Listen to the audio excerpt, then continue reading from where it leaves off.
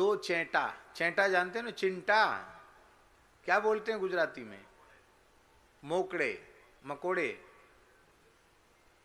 तो दो चेंटा परस्पर घनिष्ठ मित्र थे। दोनों मित्रों में मंत्रणा हुई, अरे भैया थोड़ा थोड़ा मीठा चाटने को मिलता है तो उससे संतोष कहाँ है, चलो हाथरस चलें। वहां खूब बूरा बनता है, गरम गरम बूरा घान उतरेगा, लकड़ी के पलटा से घोटा जाता है और थोड़ा बहुत वहां गिरेगा।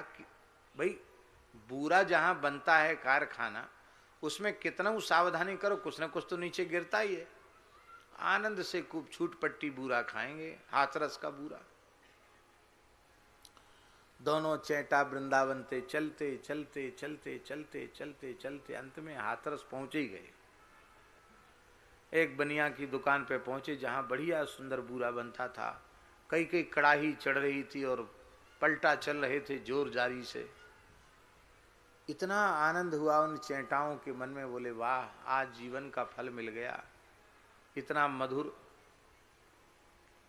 एक बोला भाई देखो हमको तो अब धैर्य नहीं है, हम तो इस ठंडी कड़ाही पे चढ़ेंगे, इतना बूरे का समुद्र जैसा हिलोरे ले रहा है इतनी बड़ी कड़ाह में।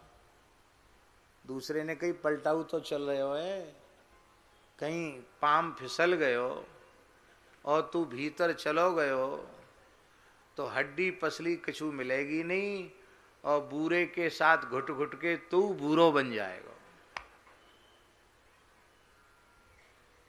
वाने कही मैं भले ही बूरो बन जाऊं पर मैं अब अपने आप को रोक ना सकूं। दूसरो बोलो मैं ऐसो बुद्धू ना है, बूरो बनवे ना आयो, बूरो खाए हुए आयो। तू कहा करेगा, बोले मैं तो यही में एक दीवार में छेद में रह जाऊंगा और जब जब गरम गरम बूरा की घान उतरेगी और पलटाते छिटक के कचू न कचू तने से गिरेगो ही, और मैं आनंद से ऐसे जीव स्वाद ले ले करके आनंद से अपना समय व्यतीत करूंगा। तो जो मित्र था ना जिसको ज्यादा भाव जग गया, वो तो कड़ाही पे चढ़ के गया और वहां जोर का पलटा चल रहा था। जैसी कड़ाही मैंने पलटा टकराया और उसका कोना हला, किनार हली और वो तो